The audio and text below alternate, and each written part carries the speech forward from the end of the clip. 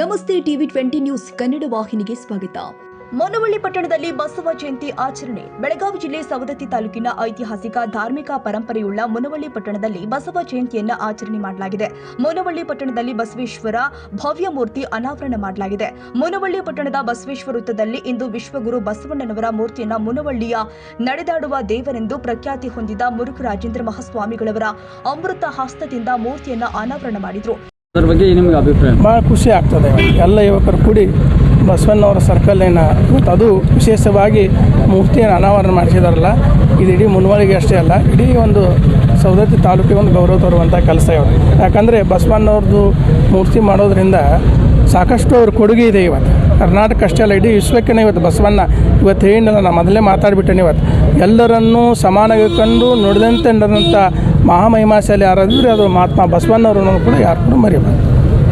ಯಾವುದೇ ಸರ್ಕಲ್ಗೂ ಯಾವ ತಮ್ಮ ಸ್ವಂತ ಜಾಗ ಕೊಡಂಗಿಲ್ಲ. ಆದ್ರೂ ಬಟ್ ಇವರು ಮಲಗೋಡ್ರವರು ತಮ್ಮ ಸ್ವಂತ ಜಾಗದಲ್ಲಿ ಅವರು ಬಸವೇಶ್ವರ ಸರ್ಕಲ್ ಮಾಡಿದ್ದಾರೆ. ಅದ್ರದ್ದು ಅವರ ಅನುದಾನಿಗಳದ್ದು ಏನಂತ ಹೇಳ್ತಾರೆ? ಧನ್ಯವಾದಗಳು ಹೇಳ್ತೇವೆ ನಾವು. ಯಾಕಂದರೆ ಇದು ಎಲ್ಲರಲ್ಲಿ ಕೂಡ ಈ ದಾನ ಗುಣ ಬರೋದಿಲ್ಲ ಇವತ್ತು.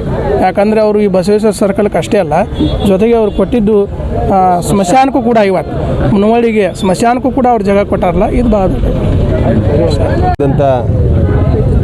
ಜಗಜ್ಯೋತಿ ಬಸವೇಶ್ವರ ಜಯಂತಿಯನ್ನು ಆಚರಣೆ ಮಾಡ್ತಾ ಇರೋದು ಅತ್ಯಂತ ವಿಶೇಷವಾಗಿ ಇವತ್ತು ಮುನವಳ್ಳಿಯಲ್ಲಿ ಅದ್ಧೂರಿಯಾಗಿ ಬಸವ ಜಯಂತಿಯನ್ನು ಆಚರಣೆ ಮಾಡ್ತಾ ಇದ್ದೇವೆ.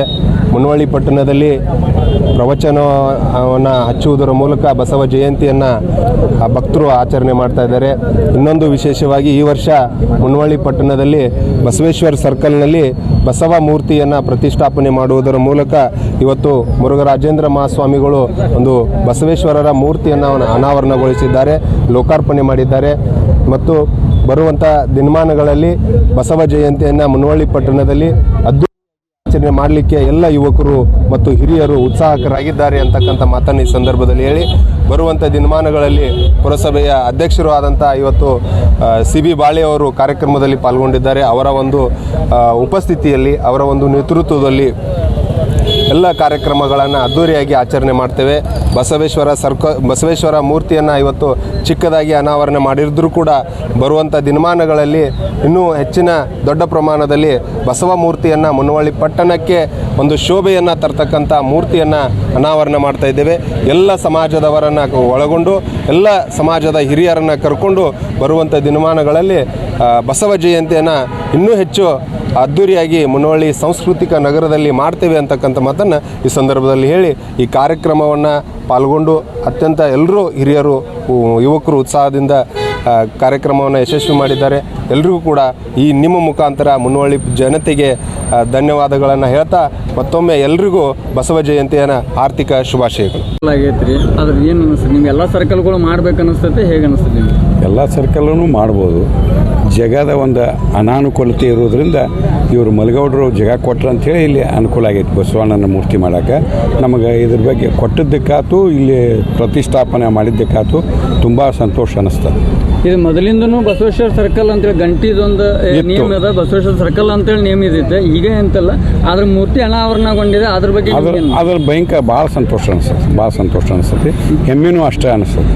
ಮುಂದಿನ ದಿನಮಾನಗಳೊಳಗೆ ನಿಮ್ಮ ಅಧ್ಯಕ್ಷತೆ ಒಳಗೆ ಇದಕ್ಕೊಂದು ಏನಾರ ಕವರಿಂಗ್ ಮಾಡೋದು ಮಾಡ್ತೀರಿ? ನಾನು ಪ್ರಯತ್ನ ಮಾಡ್ತೇನೆ. ಆಯ್ತಂದ್ರೆ ಅದನ್ನು ಮಾಡಿಕೊಡುವಂಥ ವ್ಯವಸ್ಥೆನ ಮಾಡ್ತೇನೆ. ಈ ಸಂದರ್ಭದಲ್ಲಿ ಪೂಜ್ಯರು ಮುನವಳ್ಳಿಯ ಹಿರಿಯ ಮುಖಂಡರು ಆದ ಪಂಚನಗೌಡ ದ್ಯಾಮನಗೌಡರು, ಪುರಸಭೆ ಅಧ್ಯಕ್ಷರು ಆದ CB ಬಾಳಿ, ಪುರಸಭೆಯ ಸದಸ್ಯರು ಆದ ಸುಭಾಷ್ ಗೌಡರು, ಶ್ರೀಕಾಂತ ಮಲಗೌಡರು, ಗುರುಶಾಂತ ಚಂದ್ರಗಿ, ಕಲ್ಲಪ್ಪ ನಾಲ್ವಡಿ, ಊರಿನ ಸಮಸ್ತ ಯುವಕರು, ಊರಿನ ಗುರು ಹಿರಿಯರು, ಮುಖಂಡರು ಭಾಗಿಯಾಗಿದ್ದರು. Veeresh Benachinamaradi, TV 20 Kannada news, Munavalli. ಕನ್ನಡಿಗರ ಮೆಚ್ಚಿನ ನಿಮ್ಮ ಟಿವಿ 20 ಕನ್ನಡ ವಾಹಿನಿ ಇದೀಗ ಟಿವಿಯಲ್ಲಿ ಲಭ್ಯ. ಕರ್ನಾಟಕ ಮತ್ತು ದೇಶ ವಿದೇಶದ 360 ಡಿಗ್ರಿ ಸುದ್ದಿ ವಿವರವನ್ನ ಪಡೆಯುವುದಕ್ಕೆ ಟಿವಿ 20 ವಾಹಿನಿಯನ್ನು ಲೈಕ್ ಮಾಡಿ, ವಿಡಿಯೋಗಳನ್ನು ಶೇರ್ ಮಾಡಿ, ಕಮೆಂಟ್ ಮಾಡಿ, ಸಬ್ಸ್ಕ್ರೈಬ್ ಮಾಡಿ.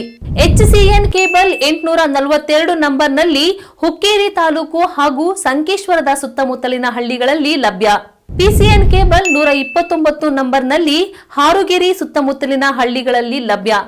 ರಾಯಬಾಗ್ ಡಿಜಿಟಲ್ ಚಾನೆಲ್ ಕೇಬಲ್ 80ನೇ ನಂಬರ್ನಲ್ಲಿ ರಾಯಬಾಗ ತಾಲೂಕಿನ ಸುತ್ತಮುತ್ತಲಿನ ಹಳ್ಳಿಗಳಲ್ಲಿ ಲಭ್ಯ. UDCN ಕೇಬಲ್ ನೆಟ್ವರ್ಕ್ ಉಗಾರ ಸುತ್ತಮುತ್ತಲಿನ ಹಳ್ಳಿಗಳಲ್ಲಿ ನಿಮ್ಮ ಟಿವಿ 20 ಕನ್ನಡ ವಾಹಿನಿಯೂ ಲಭ್ಯ.